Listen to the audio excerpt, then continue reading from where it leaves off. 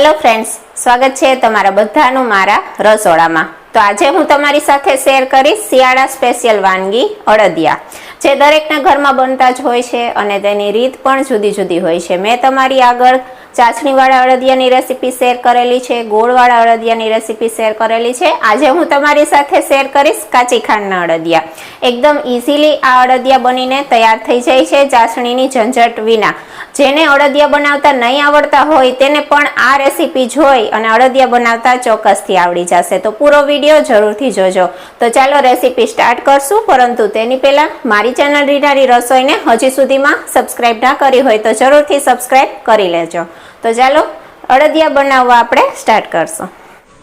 આ રીતના કાચી ખાંડના અડદિયા બનાવવા માટે મેઇન ઇન્ગ્રેડિયન્ટ્સ કેટલા જોશે તે આપણે જોઈ લેશું। તો અડદિયાનો લોટ લીધો છે 500 ગ્રામ। જેટલો લોટ હોય એટલું જ આપણે ઘી લેવાનું છે અને લોટથી ઓછી આપણે ખાંડ લીધી છે, એટલે કે 350 ગ્રામ ખાંડ લીધી છે। ખાંડનો પાવડર લીધો છે। આ રીતના મિક્સી જારમાં ખાંડ છે ક્રશ કરી લેવાની છે અને ગુંદ લીધું છે। ગુંદનો પણ મેં પાવડર કરી નાખ્યો છે। તમારે જો આખો ગુંદ એડ કરવો હોય તો એમ પણ કરી શકો છો। મેં ગુંદનો પાવડર લીધો છે 2 ચમચી। અડદિયાનો મસાલો છે, એલચી પાવડર છે।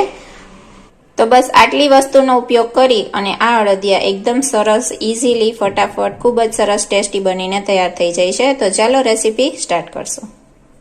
હવે અડદિયા બનાવવા માટે આ રીતના મોટું બકડિયું લઈ લીધું છે। તેની અંદર આપણે ઘી ગરમ કરવા રાખીશું। એક હારે બધું ઘી એડ નહીં કરી દેવાનું, થોડું ઘી છે તે આપણે આ રીતે સાઈડમાં રાખી દેશું, જે આપણે પછી ઉમેરીશું। ઘી ગરમ થવા દેશું। આ રીતે ઘી ગરમ થઈ જાય એટલે આપણે અડદિયાનો લોટ ઘીમાં એડ કરી દેવાનું છે અને તેને આપણે શેકી લેશું। મીડિયમ ગેસની ફ્લેમ ઉપર આપણે ઘીમાં છે ને અડદિયાનો લોટ શેકી લેવાનો છે। પ્રોપર રીતે લોટ શેકાયેલો હોવો જોઈએ। ઘણા લોકો દાબો દઈને પણ લોટનો ઉપયોગ કરતા હોય છે, પહેલા દાબો દઈ દે છે એ પછી લોટને શેકે છે। તો તમારે જો એ રીતના બનાવવો હોય તો એ રીતના પણ બનાવી શકો છો। હું અત્યારે એમ જ લોટ શેકી રહી છું, ડાયરેક્ટ દાબો દીધા વિના જ। આ પણ એકદમ સરસ અડદિયા બનીને તૈયાર થાય છે।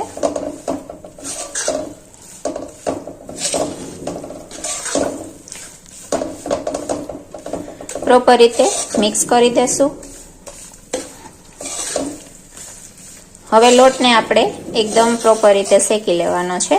લોટ છે પરફેક્ટ શેકાયેલો જ હોવો જોઈએ। લોટ જો કચાશ પડતો રહી જશે તો અડદિયા બિલકુલ સારા નહીં બને, એટલે લોટ છે પ્રોપર રીતના શેકાયેલો જ હોવો જોઈએ।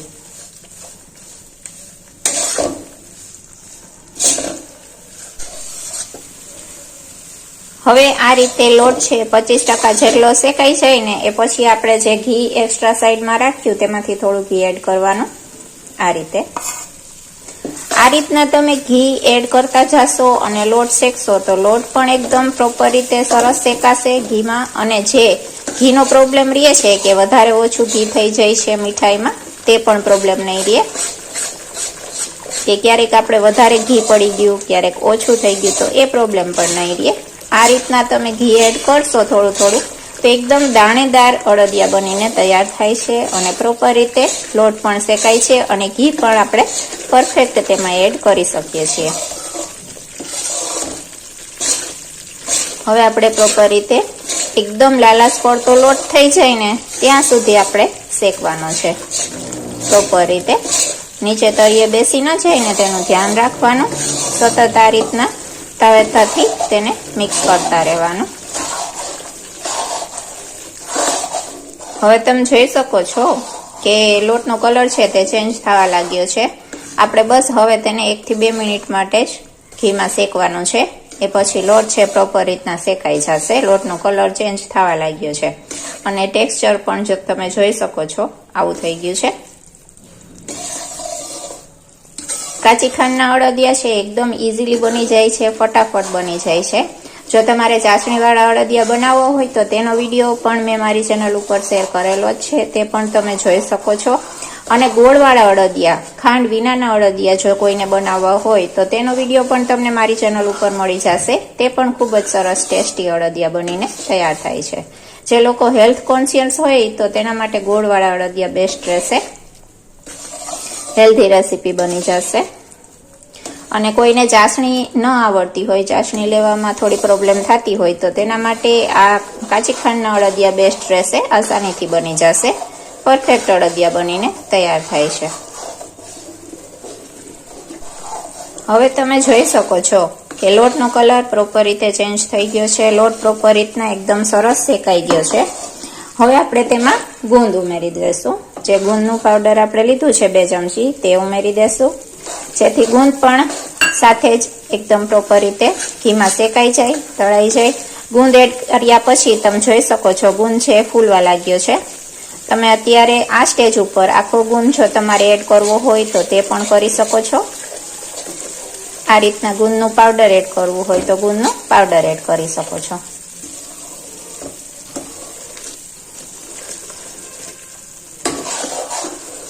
મિક્સ કરી દેવાનું. ગુંદ પણ સાથે જ એકદમ પ્રોપર રીતના શેકાઈ જશે. તો તમે જોઈ શકો છો ગુંદ પણ સાથે જ તેમાં એકદમ સરસ રીતે ફૂલી ગયો છે, શેકાઈ ગયો છે. હવે આપણે ગેસની ફ્લેમ છે તે બંધ કરી દેવાની છે, કારણ કે લોટ, ગુંદ બધું જ પ્રોપર રીતના શેકાઈ ગયું છે. હવે ગેસની ફ્લેમ બંધ કરી અને આપણે અડદિયાનો મસાલો છે તે એડ કરીશું. એલચી પાવડર એડ કરવાનો છે, મિક્સ કરી લેશું.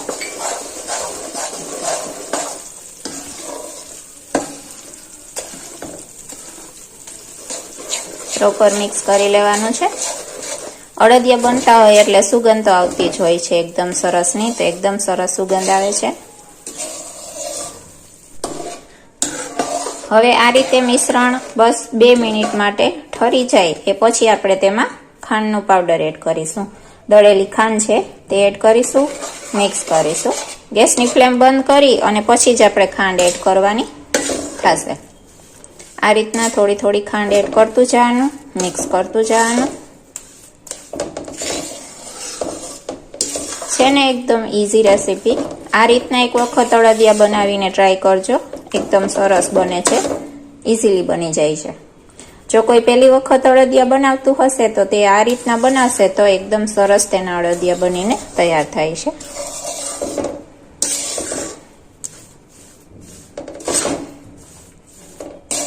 આ રીતે આપણે થોડી થોડી ખાંડ એડ કરતું જવાનું, મિક્સ કરતું જવાનું છે.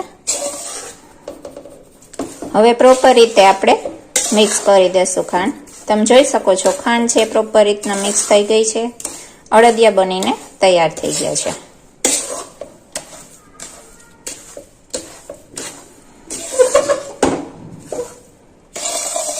એકદમ સરસ આ અડદિયા બનીને તૈયાર થાય છે, ખૂબ જ સરસ ટેસ્ટી બને છે.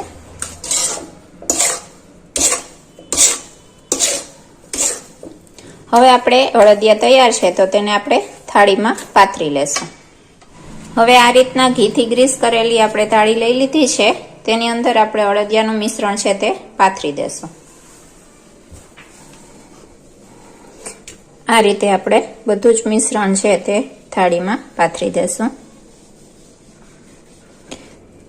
આ રીતના પાથરી દેવાનું. આ રીતના બેટર છે તે પાથરી દીધા પછી તેની ઉપર આપણે બદામ અને પિસ્તાની કતરણ એડ કરીશું. બદામ પિસ્તાની કતરણથી ગાર્નિશ કરીશું. તમારે આમાં ડ્રાય ફ્રૂટ્સ છે તે અંદર જો એડ કરવા હોય તો પણ તમે એડ કરી શકો છો, અને આ રીતના ઉપરથી એડ કરવા હોય તો એમ પણ કરી શકો છો. તમે તમારી ચોઈસના કોઈ પણ ડ્રાય ફ્રૂટ્સ એડ કરી શકો છો. મેં અત્યારે બદામ અને પિસ્તાની કતરણ લીધી છે. આ રીતના બદામ પિસ્તાની કતરણ એડ કરી અને આપણે તેને ઠરવા દેશું, એકદમ સેટ થવા દેશું. એ પછી આપણે તેના પીસ પાડીશું. તો તમે જોઈ શકો છો આ રીતના અડદિયા છે એકદમ સરસ રીતે સેટ થઈ ગયા છે, એકદમ સરસ રીતના જામી ગયા છે. હવે આપણે તેને પીસ કરી લેશું ચાકુની મદદથી. આ રીતના પીસ કરી લેવાના છે. તમારે જે પણ સાઈઝના, જે પણ શેપના પીસ કરવા હોય એ પ્રમાણે તમે કરી શકો છો. તો આ રીતના મેં મીડિયમ સાઈઝના બધા અડદિયાના પીસ કરી લીધા છે. હવે આપણે તેને પ્લેટમાંથી બહાર કાઢી અને સ્ટોર કરીને રાખી દેવાનું છે. બિલકુલ બગડશે નહીં આ અડદિયા, એકદમ સરસ એવા ને એવા જળવાઈ રહેશે. તો આ રીતે તમે જોઈ શકો છો એકદમ સરસ અડદિયા બનીને તૈયાર થઈ ગયા છે. ચાસણી વિનાના અડદિયા, કાચી ખાંડના અડદિયા બનાવીને તૈયાર કર્યા છે. એકદમ સરસ ટેસ્ટી અડદિયા બનીને તૈયાર થયા છે. હું એક પીસ છે તે તમને બતાવી દઉં છું. આ રીતે એકદમ સરસ ટેસ્ટી અળદિયા બનીને તૈયાર થયા છે। તમે પણ આ રેસીપી ચોક્કસથી તમારી ઘરે ટ્રાય કરજો એક વખત જરૂરથી, એકદમ સરસ બને છે। અને જો તમને મારી આ રેસીપી પસંદ આવી હોય, મારો વિડીયો પસંદ આવ્યો હોય તો ચેનલને સબસ્ક્રાઈબ કરજો, વિડીયોને લાઈક કરજો અને આવો નવો સપોર્ટ દેતા રહેજો। તો બસ મળું છું નેક્સ્ટ વિડીયોમાં નેક્સ્ટ રેસીપી સાથે। ત્યાં સુધી જય માતાજી।